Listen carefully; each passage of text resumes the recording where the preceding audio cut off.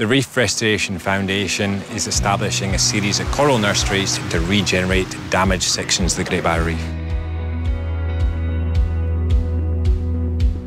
We have these corals that grow on these underwater Christmas trees. Very similar process. When you take cuttings from plants in your own backyard to create new plants, it's exactly the same process to create thousands of new corals. It's just amazing. You just have to put your head under that water and you're in a different world. There's something you can do to help. That gets me out of bed. The NAB grant has helped us accelerate what we're doing so that we can actually start making an impact on the scale of the challenge going forward. The Reef Restoration Foundation is leading the way, and wonderful things are going to happen.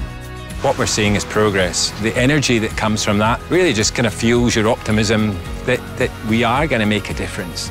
Working with the people who make a better Australia. NAB, more than money.